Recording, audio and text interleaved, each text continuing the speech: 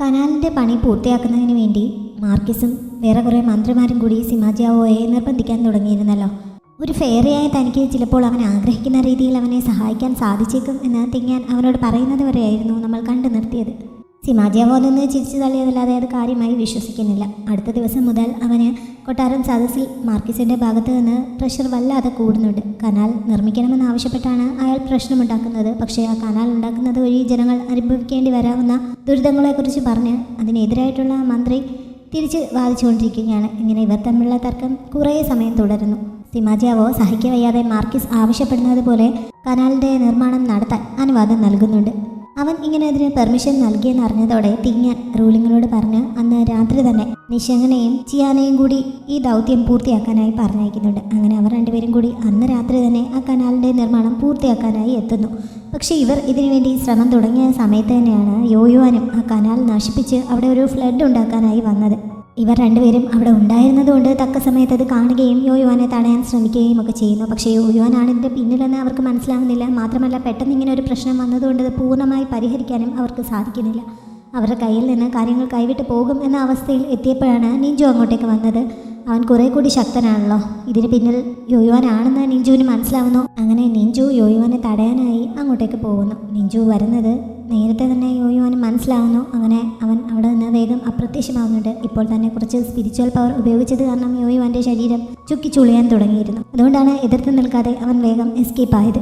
യോയുവാൻ ഇങ്ങനെ പിന്തിരിഞ്ഞ് ഓടിയതുകൊണ്ട് തന്നെ ആ ഫ്ലഡ് തക്ക സമയത്ത് തടയാൻ നിശങ്ങിനും ചെയ്യാനും സാധിക്കുന്നു. അങ്ങനെ വലിയൊരു ദുരന്തം ഒഴിവാകുന്നുണ്ട്. പക്ഷേ അടുത്ത ദിവസം രാവിലെ മറ്റൊരു സംഭവം നടക്കുന്നു. തിങ്ങാൻ മയങ്ങിക്കൊണ്ടിരിക്കുന്ന സമയത്ത് അവളുടെ അടുത്തേക്ക് ചെന്ന ജോലിക്കാരിയെ അവൾ കൊല്ലാൻ തുടങ്ങുന്നുണ്ട്. യോയുവാൻ്റെ നെഗറ്റീവ് എനർജി ആയിരുന്നു തിങ്ങാൻ്റെ ഈ മാറ്റത്തിന് കാരണം. കുറച്ച് സമയം കഴിഞ്ഞപ്പോഴാണ് അവൾക്ക് ബോധം വരുന്നത്. പെട്ടെന്ന് ജോലിക്കാരിയെ വിടുകയും ചെയ്യുന്നു. നേരത്തെ യോയുവാൻ അവളുടെ ശരീരത്തിൽ ചെറിയൊരു മുറിവുണ്ടാക്കിയിരുന്നല്ലോ. ആ മുറിവിലൂടെ കടന്ന നെഗറ്റീവ് എനർജിയാണ് ഈ പ്രശ്നത്തിന് കാരണമെന്ന് തിങ്ങാനും മനസ്സിലാവുന്നുണ്ട്. എത്രയും പെട്ടെന്ന് ഇതിനെന്തെങ്കിലും പരിഹാരം കാണണമെന്നും അവൾ ആലോചിക്കുന്നു. ഒറ്റ രാത്രി കൊണ്ട് തന്നെ കനാലിൻ്റെ പണി പൂർത്തിയായി എന്നുള്ള റിപ്പോർട്ട് അടുത്ത ദിവസം രാവിലെ തന്നെ സിമാജിയാവോയുടെ മുന്നിലെത്തുന്നു. ആദ്യം അവൻ അത് കേട്ട് അത്ഭുതപ്പെടുന്നുണ്ട്.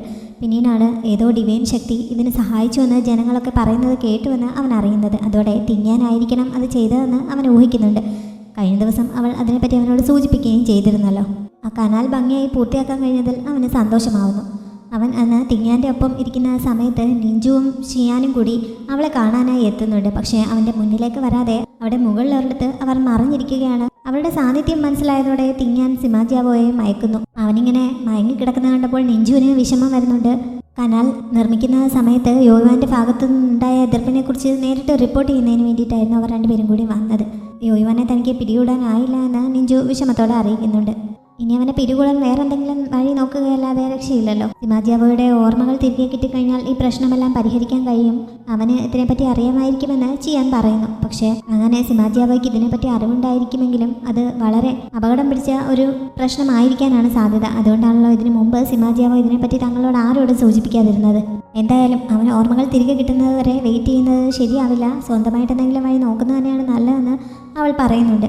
അതേപോലെ തന്നെ ഇനി ഇങ്ങനെ ഇടിച്ചു കയറി എൻ്റെ മുറിയിലേക്ക് വരരുത്. അടുത്ത തവണ ഇവിടേക്ക് വരുന്നതിന് മുമ്പ് എന്നെ അറിയിച്ചിട്ട് മാത്രമേ വരാവുള്ളൂ എന്നുകൂടി അവൾ അവരോട് പറയുന്നു. തിങ്ങാൻ്റെ ഫേവറേറ്റ് ആയിട്ടുള്ള ആ സ്പിരിറ്റ് വാട്ടർ കൂടി നിഞ്ചു അവൾക്കായി കൊണ്ടുവന്നിട്ടുണ്ടായിരുന്നു. സിമാജിയാവോ ഉണരാറായി എന്ന് തോന്നിയപ്പോൾ അവർ രണ്ടുപേരും വേഗം അവിടെ നിന്ന് പോകുന്നു. അധികം വൈകാതെ അവൻ ഉണരുന്നുണ്ട്. എങ്ങനെയാണ് പെട്ടെന്ന് ഉറങ്ങിപ്പോയെന്ന് അവന് മനസ്സിലാവുന്നില്ല. തിങ്ങാൻ പക്ഷേ വളരെ നാച്ചുറലായിട്ടാണ് അവൻ്റെ മുന്നിൽ നിൽക്കുന്നത്. നേരത്തെ ഇവിടെ ആരെങ്കിലും വന്നിരുന്നോ എന്ന് അവൻ ചോദിച്ചപ്പോൾ പോലും അവൾ അങ്ങനെ ഒന്നും സംഭവിച്ചിട്ടേ ഇല്ലാത്ത മട്ടിൽ അഭിനയിക്കുന്നുണ്ട്. എന്തായാലും തൽക്കാലം അവനത് വിശ്വസിക്കുന്നു. അന്ന് രാത്രി അവർ ഒരുമിച്ചാണ് കിടന്നത്. ആ സമയത്ത് സിമാജിയാവോ മുമ്പത്തെ ചില കാര്യങ്ങളൊക്കെ ഓർക്കുന്നുണ്ട്. അങ്ങനെ അവൻ ഉണരുന്നു. എന്തായാലും അവളുടെ കൂടെ കിടന്നുറങ്ങുന്ന സമയത്ത് അവന് നല്ല സമാധാനത്തെ ഉറങ്ങാൻ സാധിക്കുന്നുണ്ട്. ചിലപ്പോൾ അവളി പറയുന്ന മുൻജന്മ ബന്ധം കൊണ്ടായിരിക്കുമോ തനിക്ക് ഇത്ര ശാന്തമായി ഉറങ്ങാൻ സാധിക്കുന്നതെന്നൊക്കെ അവൻ ചിന്തിക്കുന്നു. ഒറ്റ രാത്രി കൊണ്ട് കനാൽ നിർമ്മിച്ച കാര്യം അടുത്ത ദിവസം രാവിലെ അവൻ സദസ്സിൽ പറയുന്നുണ്ട്. തിങ്ങാൻ അവിടെ എത്തിയതിന് ശേഷമാണ് ഇങ്ങനെയുള്ള നല്ല കാര്യങ്ങൾ സംഭവിച്ചതെന്ന് അവൻ ഉറപ്പിച്ച് പറയുന്നതിനാൽ അവർക്കും അതിനെ പിന്താങ്ങേണ്ടി വരുന്നു. അങ്ങനെ തിങ്ങാൻ ഭൂമിയിലേക്ക് വന്ന ഒരു ദേവതയാണ് എന്ന് അവരെല്ലാം സമ്മതിക്കുന്നുണ്ട്. ഇതിനോടൊക്കെ നല്ല എതിർപ്പുണ്ടെങ്കിലും മാർക്കിസിന് ഇപ്പോൾ ഇതെല്ലാം കേട്ട് മിണ്ടാതെ നിൽക്കുകയല്ലാതെ മറ്റു വഴിയൊന്നുമില്ല. യോയുവാൻ അയാളുടെ സ്പിരിച്വൽ എനർജി റിക്കവർ ചെയ്യുന്നതിന് വേണ്ടി വേറെ കുറേ ഡെഡ് ബോഡികളിൽ നിന്ന് നെഗറ്റീവ് എനർജി ശേഖരിക്കുന്നതിൻ്റെ തിരക്കിലായിരുന്നു. അങ്ങനെ അത്യാവശ്യം ആ ബോഡി റിക്കവർ ചെയ്യാനുള്ള എനർജിയൊക്കെ ശേഖരിച്ചു കഴിഞ്ഞപ്പോൾ അവൻ തിരികെ മാർക്കിസിൻ്റെ അടുത്തെത്തുന്നു. പക്ഷേ മാർക്കിസ് മുമ്പത്തെ പോലെ അവനെ വിശ്വസിക്കാൻ ഇപ്പോൾ തയ്യാറാവുന്നില്ല. അതുകൊണ്ട് തന്നെ പുതിയൊരു പ്ലാനിനെ പറ്റി യോയുവാൻ പറഞ്ഞെങ്കിലും മാർക്കിസ് അതിനോട് അനുകൂലിക്കുന്നില്ല. അയാളെ വിശ്വസിപ്പിക്കുന്നതിന് വേണ്ടി യോയുവാൻ പലതും പറഞ്ഞു നോക്കുന്നുണ്ട്. അവളുടെ ശരീരത്തിൽ ഉണ്ടാക്കിയിരിക്കുന്ന മുറിവിലൂടെ അവളുടെ ഡീമനിക് കോറിലെ നെഗറ്റീവ് എനർജി കൂട്ടി അവളെ തൻ്റെ കൺട്രോളിലാക്കാൻ പറ്റും. ഇനി അങ്ങനെ അവൾ തൻ്റെ കൺട്രോളിലാവാൻ സമ്മതിക്കുന്നില്ലെങ്കിൽ അവൾക്ക് അവളുടെ സ്പിരിച്വൽ പവർ ഉപേക്ഷിക്കുകയല്ലാതെ വേറെ വഴിയില്ല. രണ്ട് രീതിയിലാണെങ്കിലും തങ്ങൾക്ക് അതുകൊണ്ട് നേട്ടമേ ഉള്ളൂ എന്നൊക്കെ അയാൾ പറഞ്ഞു നോക്കുന്നുണ്ട്. പക്ഷേ ഈ പ്ലാൻ നടപ്പിലാക്കുന്നതിന് വേണ്ടിയിട്ട് ഇനി 100 ആൺകുട്ടികളെയും പെൺകുട്ടികളെയും തനിക്ക് ആവശ്യമാണ്. അവരെ ഉപയോഗിച്ച് അവിടെ വലിയൊരു വരൾച്ച ഉണ്ടാക്കാനും അതേപോലെ അവരുടെ ഡെഡ് ബോഡികൾ പല ഭാഗങ്ങളിലായി കൊണ്ടിട്ട് അതിൻ്റെ ഉത്തരവാദിത്തം തിങ്ങാൻ്റെ മേൽ അടിച്ചേൽപ്പിക്കാനുമൊക്കെയാണ് യുവാൻ്റെ അടുത്ത പ്ലാൻ. അതിനുവേണ്ടി 100 പെൺകുട്ടികളെയും ആൺകുട്ടികളെയും കടത്തിക്കൊണ്ടുവന്ന് തനിക്ക് തരണമെന്ന് അയാൾ മാർക്കിസിനോട് ആവശ്യപ്പെടുന്നു. പക്ഷേ ഇപ്പോഴത്തെ സാഹചര്യത്തിൽ മാർക്കിസ് അവനെ വിശ്വസിക്കാൻ തയ്യാറാവുന്നില്ല. അതുകൊണ്ട് തന്നെ ഈ ഒരു പ്ലാനുമായിട്ട് ഇപ്പോൾ മുന്നോട്ട് പോകാൻ കഴിയില്ല, കുറച്ച് സമയം തനിക്ക് ആവശ്യമാണ് എന്ന് പറഞ്ഞ് മാർക്കിസ് സമ്മതിക്കുന്നു. അങ്ങനെ മാർക്കിസ് തൻ്റെ വഴിക്ക് വരുന്നില്ലെങ്കിൽ പിന്നെ സ്വന്തമായിട്ട് തന്നെ അതിനൊരു വഴി കണ്ടെത്തണമെന്ന് യുവാൻ തീരുമാനിക്കുന്നുണ്ട്. അടുത്ത ദിവസം രാവിലെ തിങ്ങാൻ താമസിക്കുന്ന ആ കൊട്ടാരത്തിന് ചുറ്റും കുറേ പക്ഷികളൊക്കെ കൊല്ലപ്പെട്ട് കിടക്കുന്നത് അവിടുത്തെ ജോലിക്കാർ കാണുന്നു. അതെന്തോ ദുരന്തത്തിൻ്റെ സൂചനയാണ് എന്ന് കരുതി അവരെല്ലാം പേടിക്കുന്നുണ്ട്. തിങ്ങാൻ രാവിലെ ഉറക്കമുണർന്നപ്പോൾ അവളുടെ കയ്യിലാകെ രക്തം പുരണ്ടിരിക്കുന്നത് കാണുന്നു. എങ്ങനെ അത് സംഭവിച്ചതെന്ന് അവൾക്ക് മനസ്സിലാവുന്നില്ല. ജോലിക്കാരത് കാണാതിരിക്കാനായി അവൾ ആരോടും അകത്തേക്ക് വരണ്ടെന്ന് പറയുന്നുണ്ട്. അതിനുശേഷം അവിടെ എന്തെങ്കിലും പ്രത്യേകിച്ച് സംഭവിച്ചോ എന്ന് അവൾ അവിടെ ഇരുന്നുകൊണ്ട് തന്നെ അന്വേഷിക്കുന്നു. അപ്പോഴാണ് കുറേ പക്ഷികളൊക്കെ പുറത്ത് അവിടെ ഇവിടെയൊക്കെയായി ചത്ത് കിടപ്പുണ്ട് എന്ന് ജോലിക്കാർ പറഞ്ഞവൾ അറിയുന്നത്. ഇനി താനായിരിക്കുമോ അതുങ്ങളെയൊക്കെ കൊന്നതെന്ന് തിങ്ങാൻ സംശയിക്കുന്നു. അങ്ങനെ ചെയ്തോ ഇല്ലയോ എന്ന് അവൾക്ക് ഉറപ്പിക്കാൻ സാധിക്കുന്നില്ല. എന്തായാലും ഇതിങ്ങനെ മുന്നോട്ട് പോയാൽ ശരിയാവില്ല. ഇതിനൊരു പരിഹാരം കാണാനായി മാസ്റ്ററെ അത്യാവശ്യമായി കാണണമെന്ന് വിചാരിച്ച് അവൾ തിരികെ പോകുന്നുണ്ട്. മാർക്കിസ് തൻ്റെ മകളുടെ സേഫ്റ്റിക്കായി യോയുവാൻ നൽകിയ ഒരു മാതൃക കണ്ണാടി അവളെ ഏൽപ്പിച്ചിട്ട് എപ്പോഴും അത് കൂടെ കൊണ്ടു നടക്കണം, അവളുടെ സേഫ്റ്റിക്ക് അത് ആവശ്യമാണ് എന്നൊക്കെ പറഞ്ഞ് ഏൽപ്പിക്കുന്നുണ്ട്. തിങ്ങാൻ താമസിക്കുന്ന സ്ഥലത്തേക്ക് ആവശ്യമില്ലാതെ പോവരുതെന്നും അയാൾ വാണിംഗ് കൊടുക്കുന്നു. തിങ്ങാൻ മാസ്റ്ററുടെ അടുത്തെത്തി തനിക്ക് എന്താണ് സംഭവിച്ചുകൊണ്ടിരിക്കുന്നതെന്ന് ചെക്ക് ചെയ്യുന്നുണ്ട്. അവളുടെ ഡീമണിക് കോറൽ നെഗറ്റീവ് എനർജി വളർന്നുകൊണ്ടിരിക്കുകയാണ്. അധികം വൈകാതെ അത് സ്പിരിറ്റ് ഫയറിനെ സപ്രസ് ചെയ്യും. അങ്ങനെ അവൾ മൊത്തത്തിൽ ആ കോറിൻ്റെ കൺട്രോളിലാവും എന്ന് മാസ്റ്റർ അവളെ അറിയിക്കുന്നു. ഇത് ഒഴിവാക്കാൻ അവളുടെ മുന്നിൽ ആകെ ഒരു ഓപ്ഷനേ ഉള്ളൂ, അവളുടെ കൾട്ടിവേഷൻ മുഴുവനായി വേണ്ടെന്ന് വയ്ക്കുക. അപ്പോൾ മാത്രമേ ഈ ഡീമണിക് കോർ അതിൻ്റെ ശക്തി ക്ഷയിച്ച് നശിക്കുകയുള്ളൂ. തിങ്ങാൻ ആകെ വിഷമത്തിലാവുന്നുണ്ട്. കൾട്ടിവേഷൻ ഉള്ള സമയത്ത് അവൾ ശക്തിയാണല്ലോ. അങ്ങനെ മുന്നോട്ട് പോവുകയാണെങ്കിൽ അവൾ ഡീമണിക് കോറിൻ്റെ കൺട്രോളിലായി അവൾ തന്നെ ചിലപ്പോൾ മുമ്പത്തെ പോലെ സിമാജിയാവോയെ കൊല്ലാൻ ശ്രമിച്ചേക്കും. അതല്ല, കൾട്ടിവേഷൻ ഉപേക്ഷിച്ച് ഡീമണിക് കോറിൽ നിന്ന് രക്ഷപ്പെടാമെന്ന് വിചാരിച്ചാൽ പിന്നെ അവൾക്ക് സിമാജിയാവോയെ പ്രൊട്ടക്റ്റ് ചെയ്യാനുള്ള ശക്തിയുമില്ല. എന്ത് ചെയ്യണമെന്നറിയാതെ അവൾ ആകെ വിഷമത്തിലാവുന്നു. അപ്പോഴാണ് മാസ്റ്റർ മറ്റൊരു ഓപ്ഷൻ പറഞ്ഞത്. അവൾക്ക് വേണമെങ്കിൽ സ്പിരിറ്റ് ഫാൻ്റെ ശക്തി കൂട്ടി ഈ ഡീമണിക് കോറിനെ കൺട്രോൾ ചെയ്യാൻ സാധിക്കും. പക്ഷെ അങ്ങനെ സ്പിരിറ്റ് ഫയറിൻ്റെ ശക്തി കൂട്ടുന്നതിന് മുമ്പ് സിമാജിയാവോ ചെയ്തതുപോലെ അവൾ അവളുടെ സ്വന്തം രക്തം സ്പിരിറ്റ് ഫയറിന് നൽകേണ്ടി വരും. അത് അവളുടെ ആരോഗ്യം ക്ഷയിപ്പിക്കാൻ സാധ്യതയുണ്ട്. മാത്രമല്ല അങ്ങനെ എത്ര കാലം അവൾക്ക് പിടിച്ചു നിൽക്കാൻ പറ്റുമെന്നും അദ്ദേഹത്തിന് ഇപ്പോൾ പറയാൻ സാധിക്കുന്നില്ല. അത് വളരെ റിസ്ക്കുള്ള കാര്യമാണ് എന്ന് അദ്ദേഹം പ്രത്യേകം ഓർമ്മിപ്പിക്കുന്നുണ്ട്.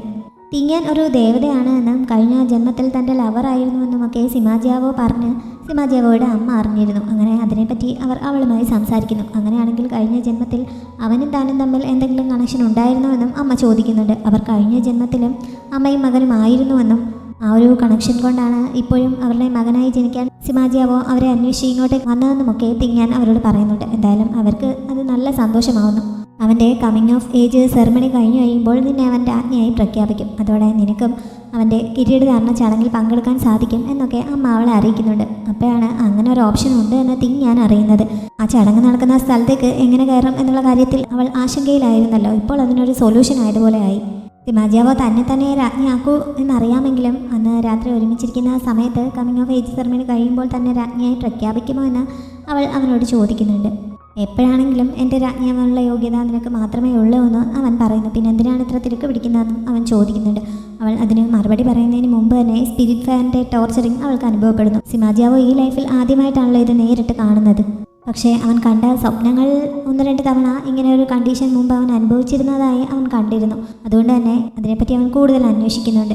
ഇത് മുമ്പ് അവൻ്റെ ശരീരത്തിലുണ്ടായിരുന്ന സ്പിരിറ്റ് ഫയർ ആണ്.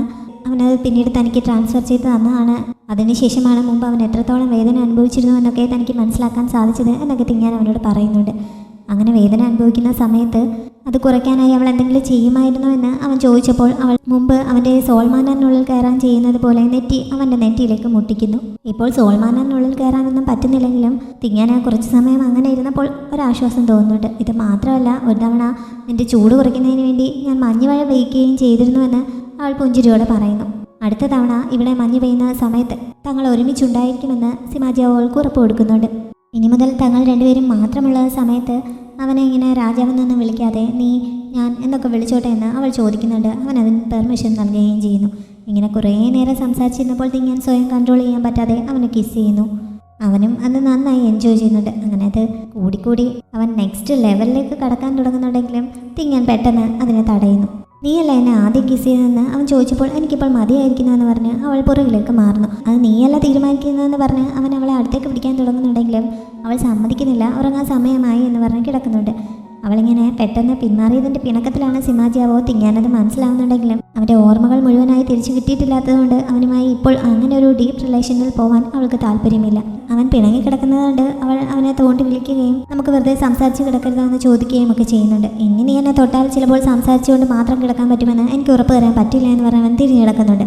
പക്ഷെ അക്കാര്യം ഞാൻ ഉറപ്പാക്കിക്കൊള്ളാം എന്ന് പറഞ്ഞിട്ട് ഞാൻ ചെറിയൊരു മാജിക്ക് പ്രയോഗിക്കുന്നു. അതോടെ സിമാജിയാവോയ്ക്ക് അവിടെ നനങ്ങാൻ പറ്റാത്ത അവസ്ഥയാവുന്നുണ്ട്. ഞാൻ നിന്നോട് അടുക്കാൻ നീ എന്താണ് സമ്മതിക്കാത്തതെന്ന് അവൻ ചോദിച്ചപ്പോൾ അതിനുള്ള സമയമായിട്ടില്ല, എനിക്ക് എൻ്റേതായ കാരണങ്ങൾ ഉണ്ട് എന്നൊക്കെയാണ് തിങ്ങാൻ പറഞ്ഞത്.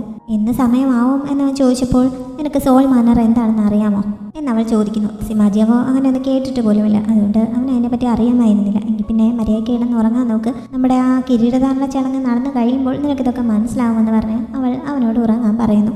അവൻ കൂടുതലൊന്നും പറയാൻ നിൽക്കാതെ തിരിഞ്ഞിടന്ന് ഉറങ്ങുന്നുണ്ട്. അത് കഴിഞ്ഞപ്പോഴാണ് മേശപ്പുറത്തിരിക്കുന്ന ഒരു കത്ത് തിങ്ങാൻ ശ്രദ്ധിക്കുന്നത്. അവിടെ അടുത്തൊരു സ്ഥലത്ത് വെച്ച് മീറ്റ് ചെയ്യാനായി നിഞ്ചു എഴുതി വെച്ച കുറിപ്പ് പോലെയാണ് അതുണ്ടായിരുന്നത്. പക്ഷേ അവൻ ഒരിക്കലും അങ്ങനെ ഒരു കത്ത് എഴുതി വെക്കില്ല എന്നറിയാവുന്നതുകൊണ്ട് ഇത് മിക്കവാറും തന്നെ ട്രാപ്പിലാക്കാൻ വേണ്ടി മാർക്കിസോ യോയുവാനോ ഒപ്പിച്ച പണിയായിരിക്കുമെന്ന് തിങ്ങാൻ ചിന്തിക്കുന്നു.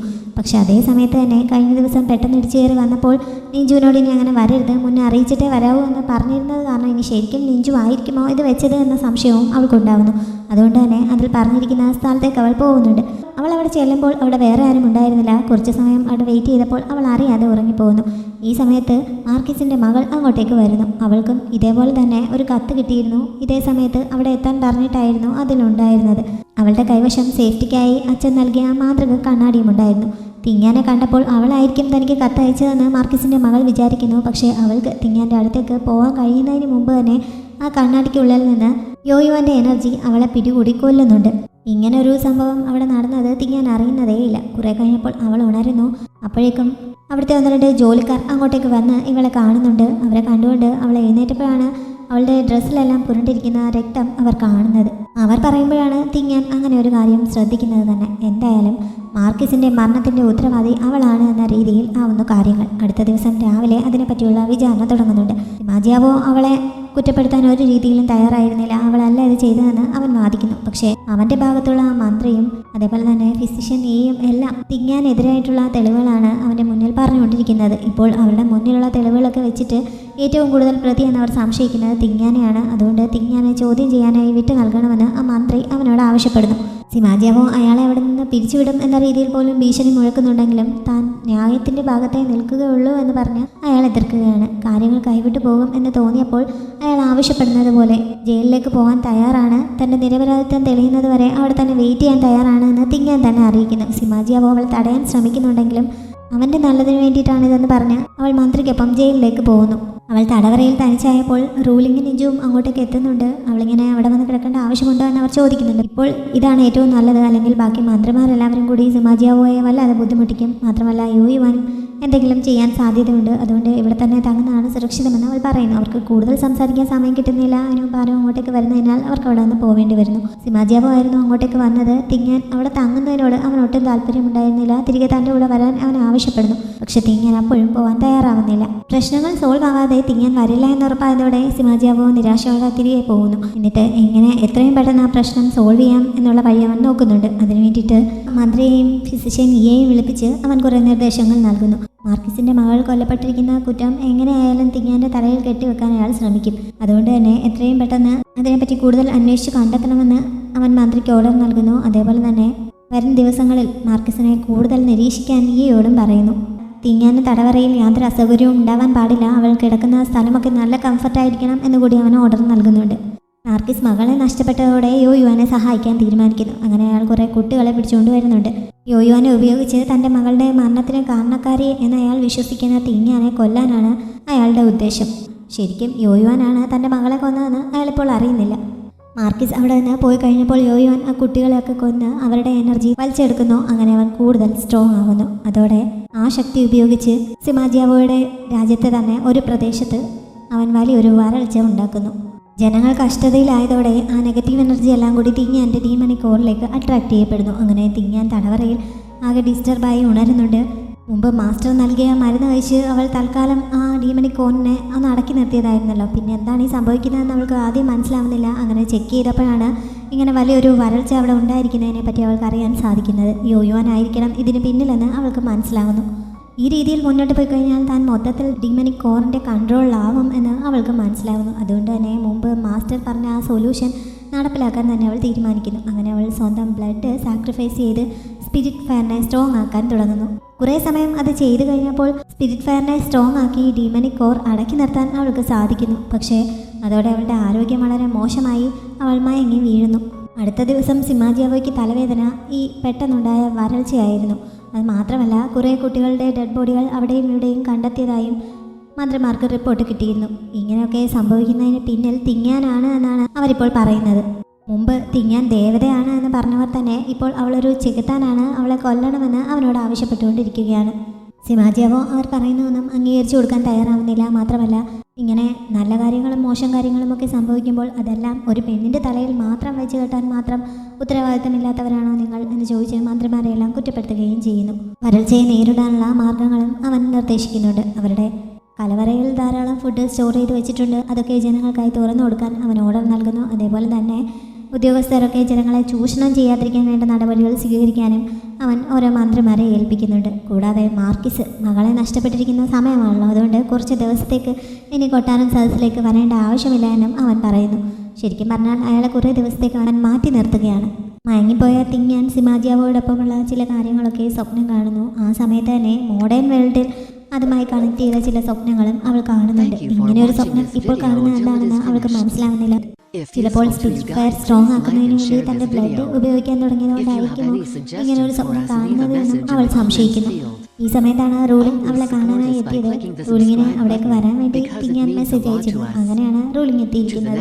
ഇപ്പോൾ ഉണ്ടായിരിക്കുന്ന വരൾച്ചയാണല്ലോ ഇപ്പോഴത്തെ ഏറ്റവും വലിയ പ്രശ്നം. അത് പരിഹരിച്ചാൽ തന്നെ ജനങ്ങൾ അവൾ ഈ ചെകുത്താനാണെന്ന് പറയുന്നത് മാറ്റിപ്പറയും. അതുകൊണ്ട് റൂളിങ്ങിനോട് വേറെ കുറേ ജനറൽസിനെയും കൂട്ടി അവിടെ ഒരു മഴ പെയ്യിക്കാൻ തിങ്യാൻ ആവശ്യപ്പെടുന്നു. അധികം വൈകാതെ തന്നെ റൂളിംഗ് കുറേ ഡീമൺ ജനറൽസിനെയും കൂട്ടി അവിടെ വന്ന് മാജിക് ഉപയോഗിച്ച് മഴ പെയ്യിക്കുന്നുണ്ട്. അതോടെ ആ വലിയ വരൾച്ചയ്ക്കൊരു അവസാനമാവുന്നു. പോരാത്തതിന് സിമാജിയാവോ ഈ വരൾച്ചയും ക്ഷാമവും ഒക്കെ നേരിടാനായി കുറേ മെഷേഴ്സൊക്കെ നടപ്പിലാക്കിയിരുന്നല്ലോ. അതും കൂടി പ്രാക്ടിക്കലായി വന്നതോടെ ആളുകളുടെ ബുദ്ധിമുട്ട് നന്നായി കുറയുന്നുണ്ട്. ആ കുട്ടികളുടെ മരണത്തെപ്പറ്റി അന്വേഷിക്കാനും അവൻ ഓർഡർ നൽകിയിരുന്നു. ഈ വരൾച്ച ഉണ്ടാകുന്നതിന് മുമ്പ് തന്നെ ആ കുട്ടികളെല്ലാം ആരോ തട്ടിക്കൊണ്ടുപോയതാണ് എന്ന് മന്ത്രിക്ക് കണ്ടെത്താൻ കഴിഞ്ഞിരുന്നു. ആ തട്ടിക്കൊണ്ടുപോയ ആളെയും അയാൾക്ക് കണ്ടെത്താൻ സാധിച്ചിരുന്നു. പക്ഷേ അയാളോട് ചോദിച്ചപ്പോൾ ഈ കുട്ടികളെല്ലാം തട്ടിക്കൊണ്ടുപോയി തിങ്യാനെ ഏൽപ്പിച്ചു എന്നാണ് അയാൾ പറഞ്ഞത്. അതൊരിക്കലും സത്യമാവാൻ വഴിയില്ല. അതുകൊണ്ട് അതിനെപ്പറ്റി കൂടുതൽ അന്വേഷിക്കാൻ സിമാജിയാവോ വീണ്ടും ഓർഡർ നൽകുന്നു. ഇതെല്ലാം കേട്ടുകൊണ്ട് അവിടെ നിൽപ്പുണ്ടായിരുന്ന അപ്പോഴാണ് മാർക്കിസിൻ്റെ വീട്ടിൽ നിന്ന് രാത്രിയിലൊക്കെ ചില കുട്ടികളുടെ കരച്ചിൽ കേൾക്കാനിടയായി എന്നുള്ള കാര്യം അവരെ അറിയിക്കുന്നത്. അതോടെ മാർക്കിസിന് ഇതുമായി കണക്ഷൻ ഉണ്ടോ എന്ന് സിമാജിയാവോയ്ക്ക് കൂടുതൽ സംശയമാവുന്നു. അതുകൊണ്ട് അതിനെ ബേസ് ചെയ്ത് അന്വേഷിക്കാൻ അവൻ ഓർഡർ നൽകുന്നുണ്ട്. അടുത്ത ദിവസമാണ് സിമാജിയാവോയുടെ കമ്മിങ് ഓഫ് ഏജ് സെറമണി. ആ ചടങ്ങിൽ പങ്കെടുക്കുന്ന കാര്യത്തെപ്പറ്റി തിങ്യാനോട് സംസാരിക്കാൻ അവൻ മന്ത്രിയെ ഏൽപ്പിച്ചിരുന്നു. പക്ഷേ ഇങ്ങനെ സംശയത്തിൻ്റെ നിഴലിൽ നിൽക്കുന്ന കാരണം ഈ സമയത്ത് ചടങ്ങിൽ പങ്കെടുക്കുന്നത് ശരിയാവില്ല. അതുകൊണ്ട് അവൾ വരുന്നില്ല എന്നാണ് അറിയിച്ചതെന്ന് മന്ത്രി അവനെ അറിയിക്കുന്നുണ്ട്. അങ്ങനെ അവൾ ഇല്ലാതെ തന്നെ സിമാജിയാവോയ്ക്ക് ചടങ്ങിൽ പങ്കെടുക്കേണ്ടി വരുന്നു. പാരമ്പര്യമായി നൽകി വരുന്ന 3 കിരീടങ്ങളാണ് ഈ ചടങ്ങ് നടക്കുന്ന സമയത്ത് അവൻ്റെ തലയിൽ ധരിപ്പിക്കേണ്ടത്. അങ്ങനെ ആദ്യത്തെ 2 കിരീടദാനവും നടക്കുന്നു. 3ാമത്തെ കിരീടം വയ്ക്കുന്ന സമയത്ത് സിമാജിയാവോയ്ക്ക് പെട്ടെന്ന് പഴയ ഓർമ്മകളെല്ലാം തിരികെ കിട്ടുന്നുണ്ട്. അതിനെ സഹായിക്കുന്ന എന്തോ ഒരു സ്പെല്ല് അവൻ മുമ്പ് തന്നെ ആ കിരീടത്തിൽ ചെയ്തു വെച്ചിട്ടുണ്ടായിരുന്നു. അതുകൊണ്ടാണ് ഇങ്ങനെ അവനിപ്പോൾ പെട്ടെന്ന് ഈ ഓർമ്മകളെല്ലാം തിരികെ കിട്ടിയത്.